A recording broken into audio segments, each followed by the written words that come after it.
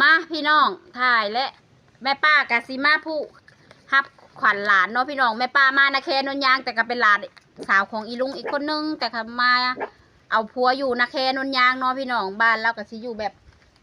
อ้อมป่าแบบเถียงนาแบบอีป่าอะไรพี่น้องนี่เด้อยู่ป่าพี่น้องไปเบิ่งน้ำกันแม่ป้าก็ซื้อขนมส้มหนึ่งแต่ว่าก็สิเพิ่มร้านเบิร์ดได้สิเอาไปจ่ายลูกยายหลานพี่น้องขนมส้มหนึ่งเพราะว่าเฮาก็เงินบ่หลายเนาะพี่น้องไปจังใดก็มีแต่ลูกแต่หลานแม่ป้าเป็นคนอีตนเด็กน้อยพี่น้องไปเบิ่งไปใส่แล้วกี่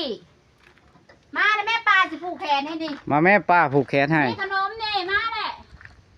มาเลยล่ะมาพี่มาเตงพี่มาเตงพี่ป้าผูกแขนให้ไว้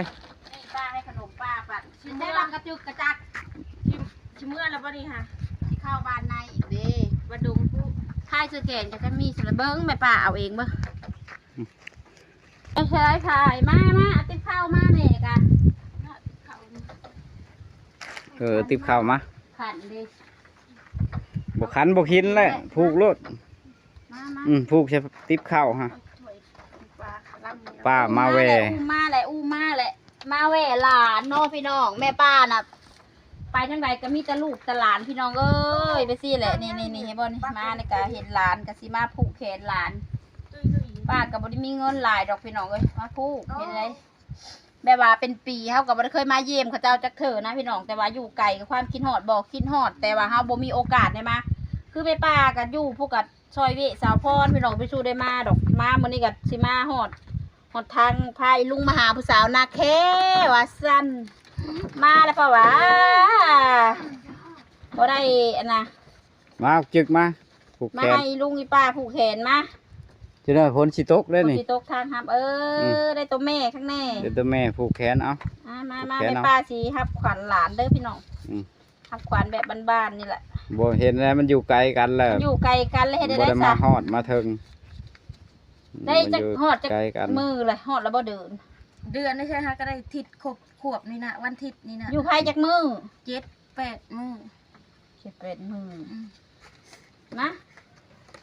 ป้าผูกแขนนะวันทิศนะมาครบทิศนึงเลยดิมาติ้งหายก็ดีก็เข้ามาเด้ออีหล่าเอ้ยมาใหญ่เพลงลุงสูงเพลงป้าได้มาอยู่น้ำบางอ้ายเด้อเป็นหมู่กันมันใหญ่แล้วไปหยาแม่ป้าเด้อเลยจุกเด้อพน้องไปหยามาใหญ่สูงเด้ออีหล่าเป็นตะสังอะไรมาบางอ้ายใหญ่มาไหมนี่3 โลไปตัว3 โลบ่แพงอยู่บ่น้องนะน้องพ่อมันก็อยู่หันแหละกันเด้อไพ่ผู้แขนป้ากับบุคู่กันได้นี่เด้กูก็เอาในงานเขาหามาใหญ่เป็นบ่าวสำคัญเอากี่ไป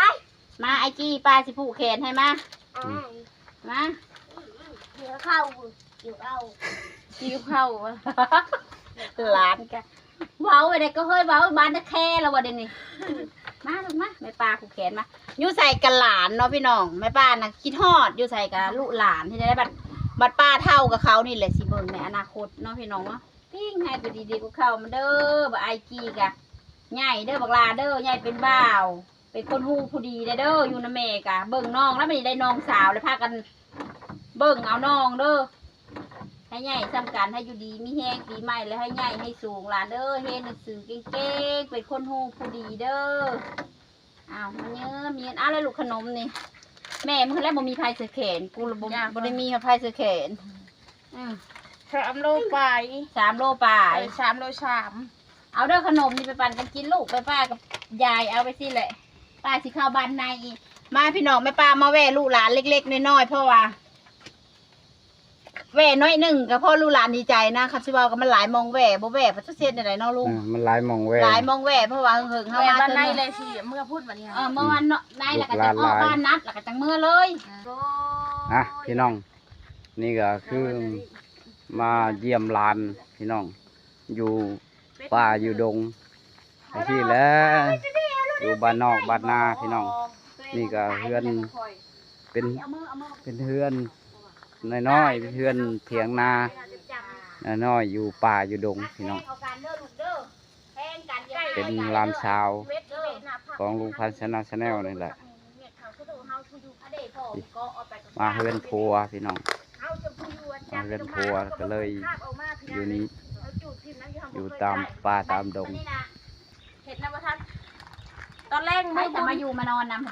ำ สิมีไผเขานอนบ่ได้เขามีพัดลมเขาอะนะเขานอน ไผป้ามันแวะลาน มาเวหลานเนาะพี่น้อง ผูกแขนลาน นั่น เล็กๆน้อยๆแล้วก็เมื่อฝนก็สิตกพี่น้อง อันนั้นเขาให้บ่ให้บวชอันเด้ตอนแรกน่ะ ฝนก็สิตกพี่น้อง ลูกชิ้นหันเขาเลย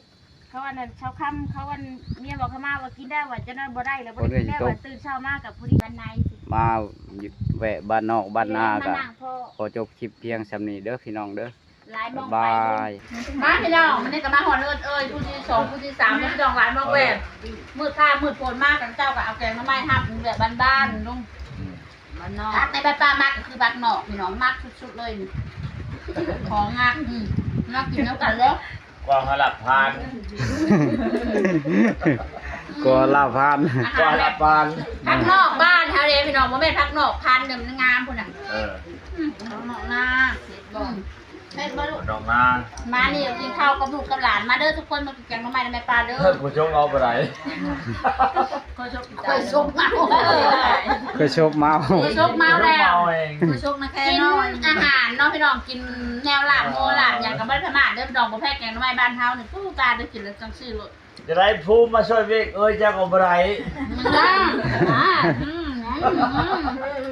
ทั้งเลยพี่เคยว่าเพื่อนเอ้ยเพื่อนพี่เคยเด้อพี่น้อง เพื่อนพี่ นี่ เพื่อน ก็ น้อ เอ้ ง ยป้าอีกคนพี่น้องแล้วก็อีกคนนี่ก็เอ้ยนี่ก็คือหลานสาวเนาะพี่น้องลูกของเอ้ยนี่ก็คือพี่เคยพี่น้องมันแม่ปลามาบ้านก็มาแหวเพิ่นเขาจะมาคนหนึ่งก็มาแหวกินข้าวกินน้ำน้ำกันนี่แหละพี่น้องฮักแพงกันแบบภาษาบ้านเฮาเนี่ยหรอ ผู้ชมเอาไปไหนเมา อย่างนี้จะเมาอย่างเดียวโคซดจะหาว่าเห็นกันแห้งอะไรแนวมักก็คือแบบนี้เนาะแบบใหม่เนาะมักกินแซ่บบ่ล่ะพอดีมันได้ไงเองนี่เจออยู่ ฮะพี่น้องคลิปนี่ก็แม่ป้าขอจบคลิปมาแวพี่แวน้อง มาพี่น้องคลิปแม่ป่ามานะแคนนยางเนาะพี่น้องทางคลิปเด้อบ้านแม่ป่าคลิปนี้กับแม่ป่าขอจบคลิปเนาะพี่น้องค่ะเป็นกำลังใจให้ซองลุงพันธ์ซาวนาและค่ะเป็นกำลังใจให้อีป้าเลยเด้อพี่น้องผิดพลาดยังก็อยากให้เม่นมาทาง YouTube เนาะพี่น้องแม่ป่ายังบ่ได้เป็นตอบแต่ว่าแม่ป่าอ่านได้เม่นมาเด้อพี่น้องเด้อบ๊ายบายพี่น้อง เดี๋ยวฝนมันก็จะตก คนมันตกถ่ายยาวบ่ได้ ถ่ายยาวก็ย่านผ้าเมฆเหลื่อม ถ่ายแห้ง